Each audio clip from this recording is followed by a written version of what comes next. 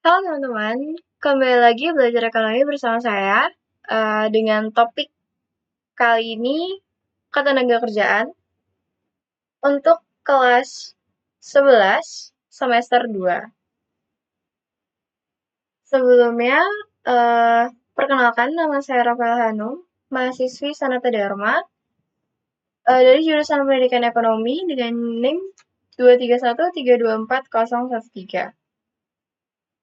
Oke, untuk bab ketenagakerjaan pada hari ini yang akan kita bahas, terdapat beberapa capaian pembelajaran. Yang pertama, mampu menjelaskan pengertian ketenagakerjaan, kesempatan kerja, tenaga kerja, dan angkatan kerja. Kemudian yang kedua, mampu menjelaskan cara meningkatkan kualitas tenaga kerja. Yang ketiga, mampu menjelaskan sistem pengupahan dan penggajian yang berlaku di Indonesia. Selanjutnya, mampu menjelaskan penyebab pengangguran, dan yang terakhir, mampu menjelaskan dampak negatif pengangguran dan cara mengatasi masalah pengangguran di Indonesia.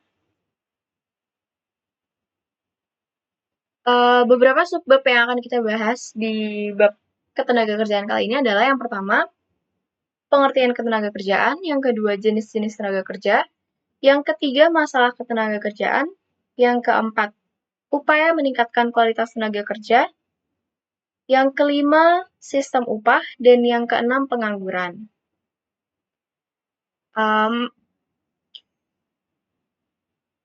Oke, subbab yang pertama merupakan pengertian ketenagakerjaan.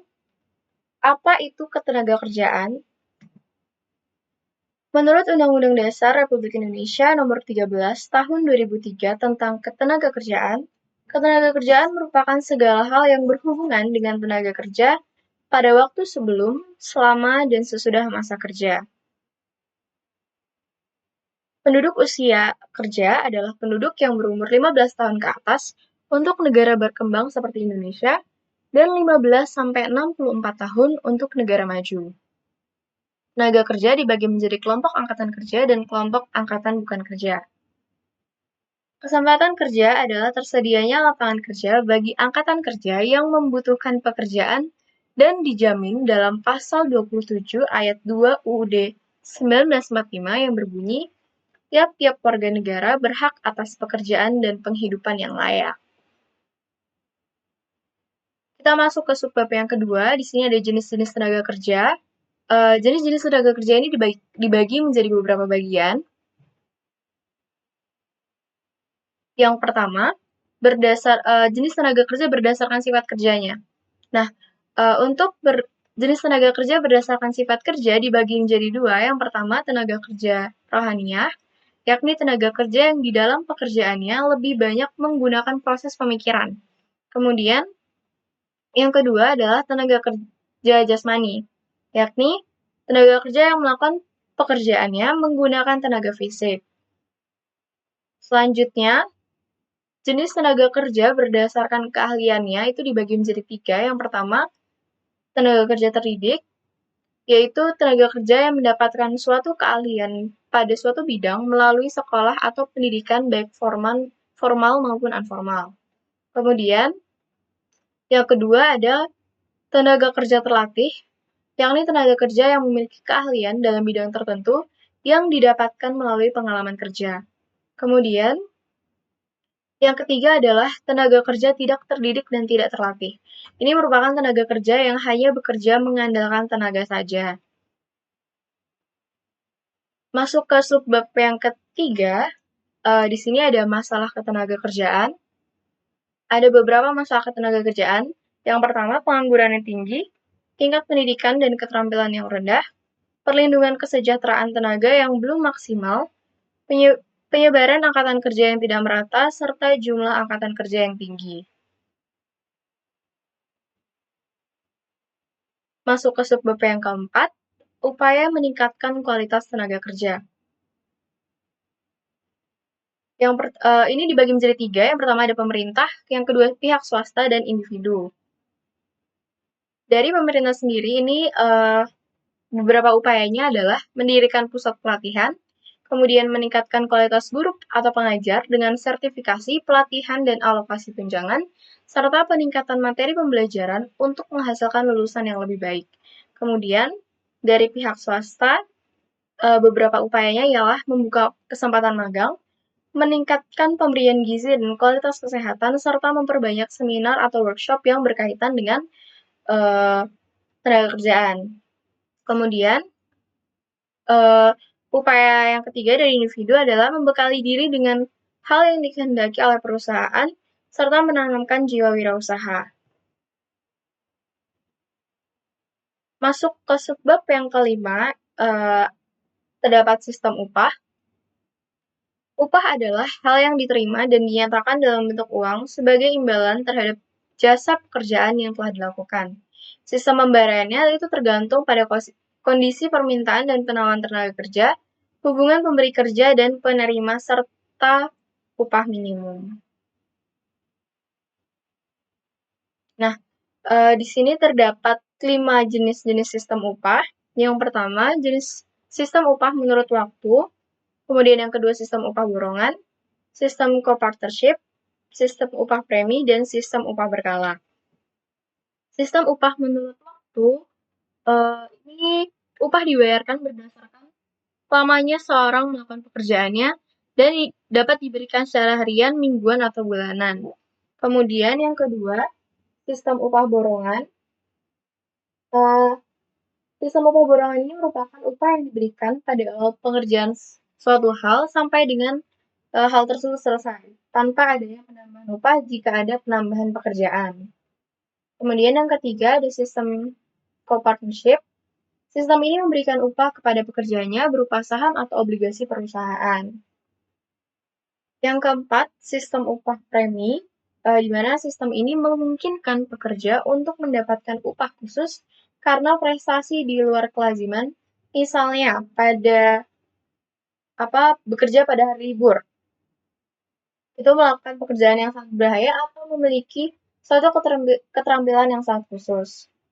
Kemudian yang kelima, sistem upah berkala, di mana di sini upah ditentukan dari tingkat kemajuan atau kemunduran hasil dari pekerjanya. Jika penjualan meningkat, maka upah akan meningkat, begitu pula dengan sebaliknya.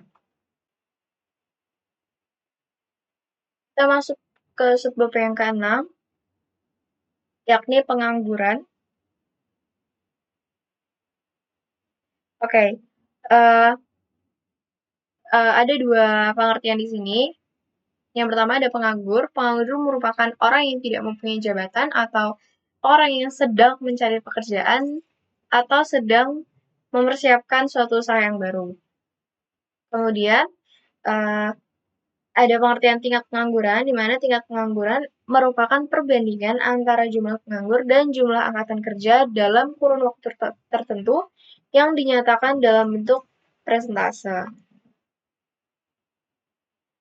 Di sini terdapat jenis-jenis pengangguran. Ada dua jenis. Yang pertama berdasarkan lama waktu kerjanya, yang kedua berdasarkan fakta yang terjadi.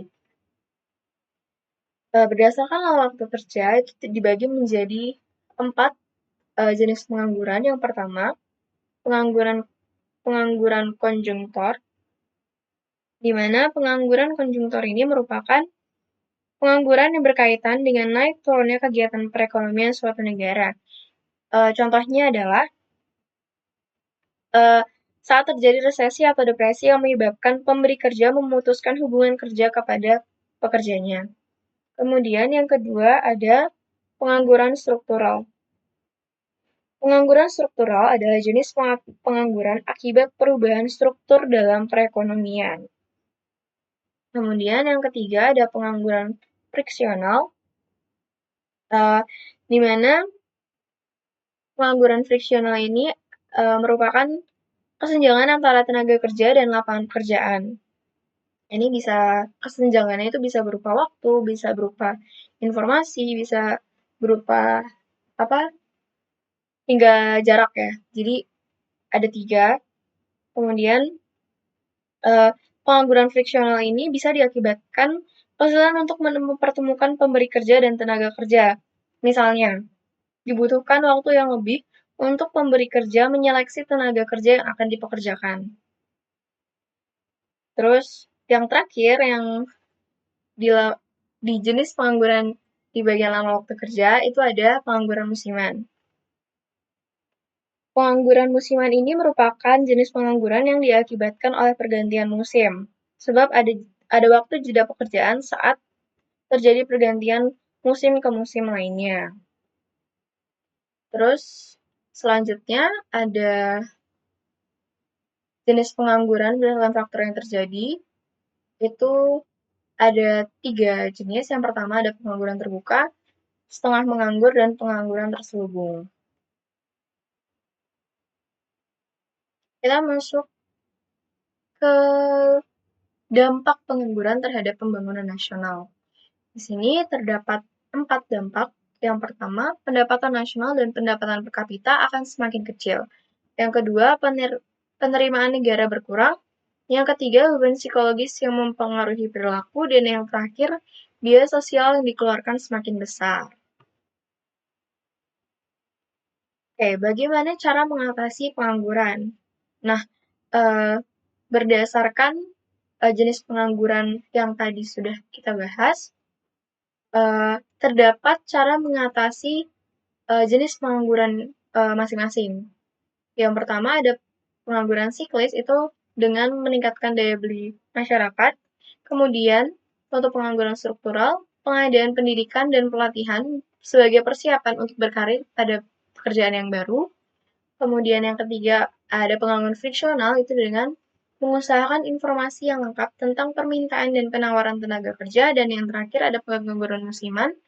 Cara mengatasi pengangguran musiman adalah dengan memberikan informasi yang jelas tentang adanya lowongan kerja pada bidang lain. Dan dari pembahasan hari ini dengan topik ketenagakerjaan, terima kasih.